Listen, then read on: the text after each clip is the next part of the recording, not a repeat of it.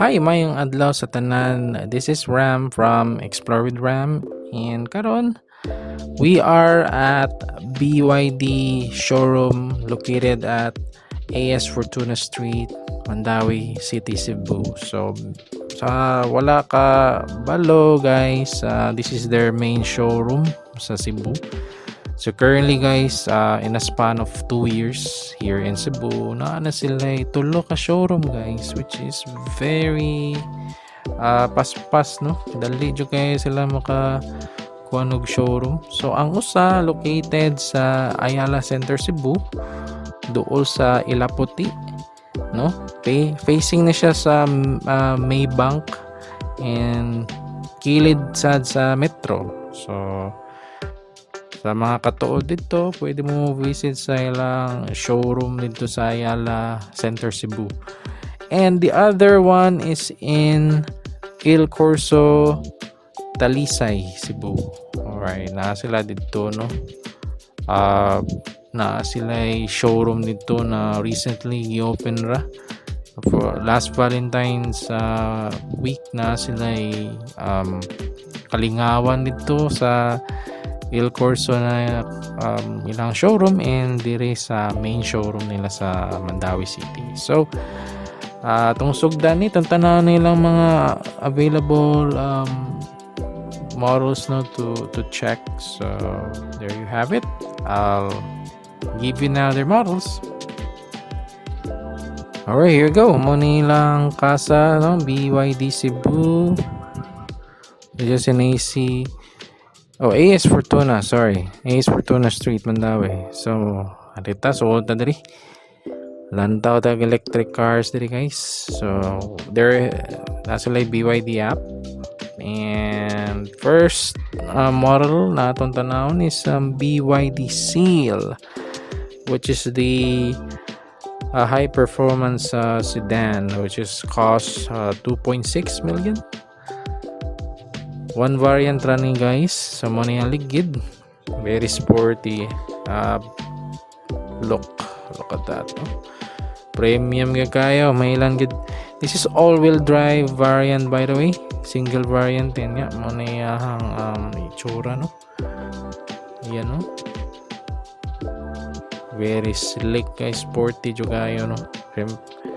Alright, there we go. Ang yang side profile, no? Yang speaker, DN audio, na ay ambient lighting, muna yung infotainment and atong dashboard. So, muna yung kita agad kayo ng ambient lighting. Muna yung sudlanan sa sunglass na dito. Center console there. Sunroof. Oh, nice sunroof. Yan, no? Center console yun. Nindot kayo. And then, yan. Compartment sa tunga. Lalumpod. So, let's check the glove box. Lalumpod. And, yeah, muna yung front. Itsura, no? Look at that side door, no? Nandun kayo. Ayan, no? Ayan, likod na ni guys. Ayan, portahan. And, yep. Very nindot ganda yung color sa yung seat na black. And then, yan, there you go. You can put your water bottle in there. Or cup. So, yep.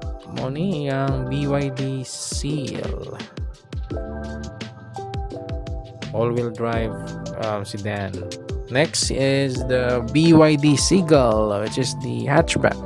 Starting price niya is around 900, no? Only 900k guys, hatchback from BYD. Look at so this one is a 300 kilometer range, single variant rapod. No? Electric, no? Daghan na sad ko kita ni sa Cebu guys, kaning Seagull. Yan na mo na yan, chargeranan diya, nakada wheel And yep, here we go. Muna yung side door.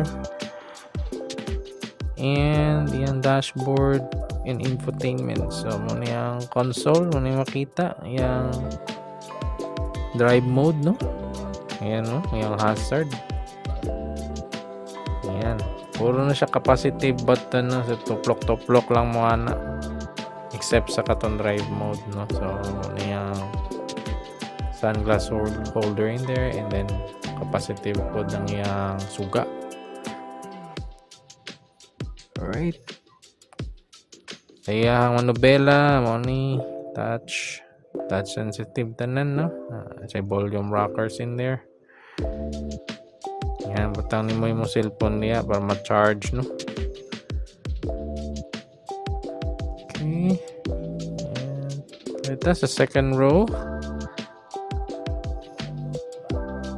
Color blue man yung color sa yung seat, no?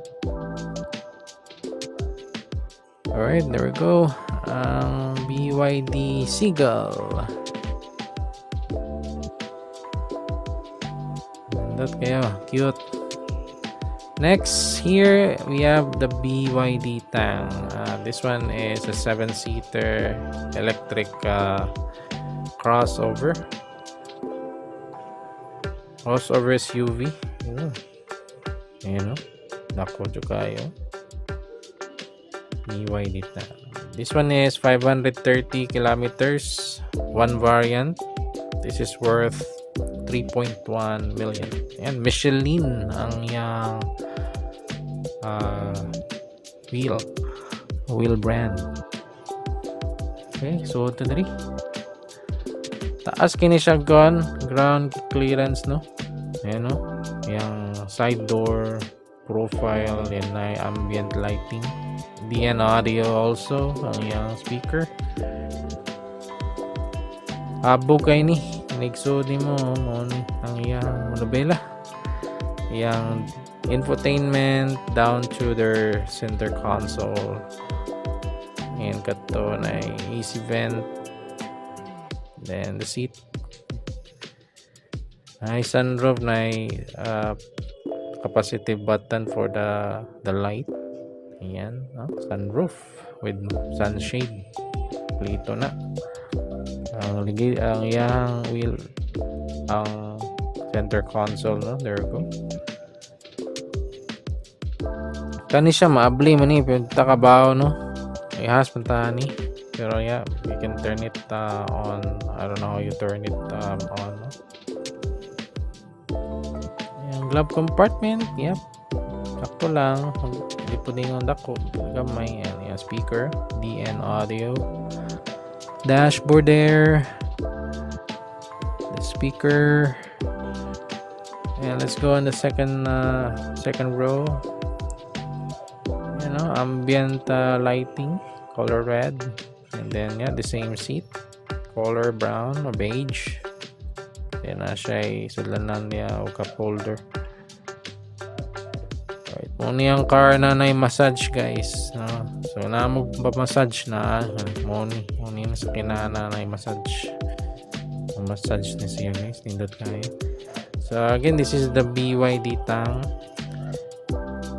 And next in line is the BYD Seal 5. Yan, no, DMI, dual mode intelligence. Okay, dual mode is pwede siya hybrid, pwede siya electric. That's why DMI. Currently nag-charge siya. Right now, nani siya 2 variants. So, ang isa is worth less than 1 million. And then the second one is 1.2.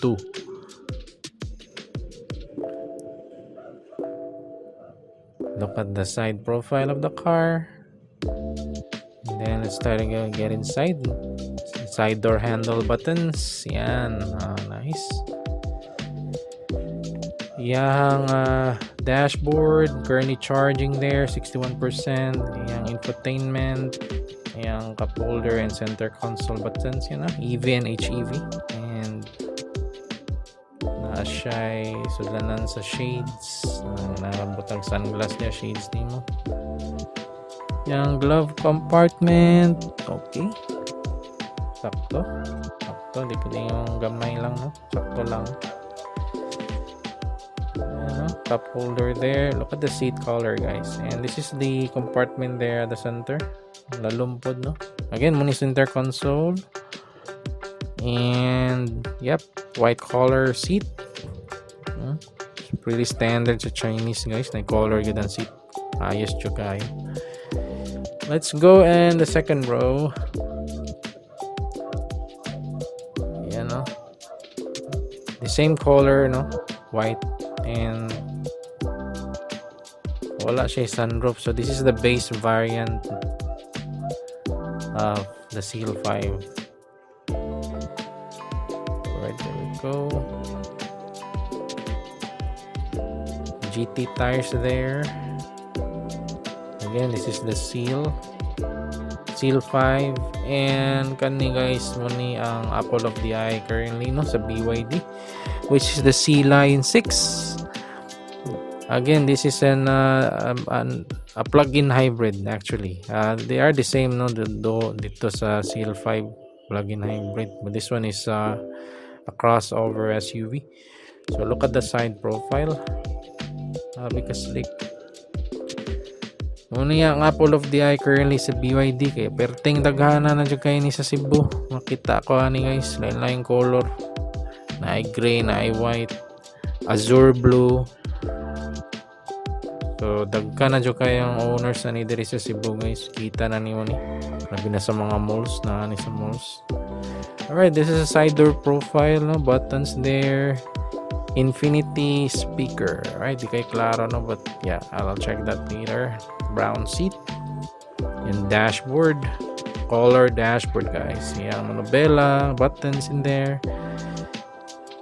Yung trademark na infotainment screen, no? Capacitive touch. Yan. I don't know, but hindi na siya ma-close, no? Yan, sudlanan sa sunglass.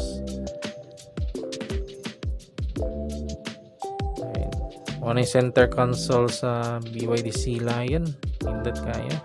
Yan, tapos siya ambient lighting there. Ayan, compartment sa tunga. Nice. Ayan, cup holders. Nabi cup holders sa tunga. Again, ang mga release na sa Sea Lion 6, guys, brown na dyan ang interior. Wala na yung new. And kaniyang infotainment, guys, so muna ang trademark sa BYD. Hindi lang kanina model, guys, but all of them, no? Naani sila yung rotating screen, no? Ayan, no? Tanan ng mga details na diha sa imong infotainment. Naanay manual po diha, guys, no? Kita ni mo na yung manual. Ayan, no? Center console again. Yung AC vent there. Yeah, let's try to go on the second row. Yan, center yung speaker again, and brown seat. Yan, no? Nice kayo. Spacious kayo ni. Na siya sudlanan, no? Ayan, yung easy there. At kayo.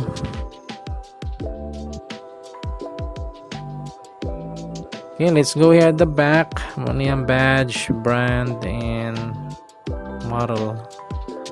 Power tailgate. Kayo. Alright, since this is a plug-in hybrid, wala na siya wheel, no, included. Repair kit rato siya, guys, ang included. Tire repair kit. Yep. And sayop na tagtuplok, pero yeah. Pan siya, tailgate, power tailgate. Okay, diri side profile. This one is for it's where you charge the vehicle, no? Plug-in hybrid mo siya. And then natin diri. I think you can see here the brand of the speaker. Yep, Infinity speakers. Yan po, Infinity. Which is from Harman Kardon, guys. The one who made JBL Lahana. So, massive dyan kayang audio ni guys. Kaya 10 speakers mo ni. Yan o, na siya cup holder there when you put it down. Then, there you have it. Ang iyang look at the car, guys. This is the C-Line 6 once again. Wala siyang sea creature ba tanaw, no? So muna lang mga units available for showroom. Ayan, again, Seal 5 plug-in hybrid sedan, BYD Seagull hatchback, and the compact SUV BYD Tang. Alright, so this is their showroom. Very huge. Nakulo kayo. Alright, there we go. Alright, so there you have it. Moni ang mga models na itong i-check diri sa BYD showroom located sa AS Fortuna, Mandaue, Cebu. So guys, na sila ay tulo na ka showrooms diri sa Cebu, which is located here at first sa AS Fortuna, Mandaue, and then sila sa Ayala Center, Cebu, sulod sa mall, and then ang isa na dito sa Il Corso, Cebu. So you can check them out. Na sila ay 3 showrooms, no, where you can choose na matanaw silang units. So modawat sila o test drive. So if you have time, you can check their units. Napot sila ikuan dito sa ilang showroom, guys, na sila cafe, no. So nindot kayo kay minimal rata makakita og showrooms ba na cafe. You can actual order silang cafe, no, na sila mga kape and then mga milk tea, no. So nindot jud kayo, guys, ang ilang showroom, no. Very large, very huge. So kita nasan ko sa ilang showroom sa Il Corso, no. So similar po dani pero dako gini ang ilang main showroom. Then sa Ayala Center kita nasan ko nindot sad kay ilang showrooms dito. So just to summarize, no, sa atong mga gipang check na tay BYD Seal, which is the high performance sedan, around 2.6 million. BYD Seagull around 900,000 peso, and the BYD Tang, this is actually 3.3 million, guys. So sayo po ganina, no, ningog 3.1 ni siya, guys, no, ang BYD Tang. And then the other one is the BYD Seal 5, starts at 990,000 peso, and the highest nila na sale, no, for this moment, no, ang BYD C-Line 6, almost 1.6 million na ni ang BYD C-Line 6, no. So muna yung mga models na dito nato nakita, and wala dito ang Dolphin, the Han, and the Atto 3. So I think there is facelift versions sa Dolphin. Nakita na ko na siya sa internet, no. So they may possible bring it here, facelift. BYD Han also, there is an upcoming facelift pod. So I think this is the reason why wala ni sila dire sa showroom, and the Atto 3. So the Atto 3 is officially announced na siya facelift. So wala pa siguro niabot ang facelift model, no, sa Atto 3. So minor changes naman ang Atto 3, as I've mentioned sa atong previous video, no. Ang nausab ra gid sa Atto 3 is na siya additional color, which is black, and ang iyang ligid is different brand na, no, ang ilang gigamit sa ligid, and the badge at the back. Sa una, build your dreams man tong ang BYD Atto 3, no. Karon BYD na lang, no.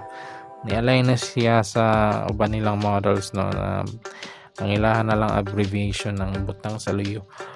So katuntulo wala to siya diri no, sad to say no, wala to tong lantawo no. But you can check the other showrooms. I think na ay BYD hand dito sa Il Corso. You can check their other showrooms if in case na ditong ubang models no. So again, would like to say thanks di ay sa atuang agent na ni assist nato no. So which is si Rams. So yep, here we go. Those were the electric cars that we have checked, and once again, this is Ram from Explore with Ram, and I'll see you guys in the next video. Bye.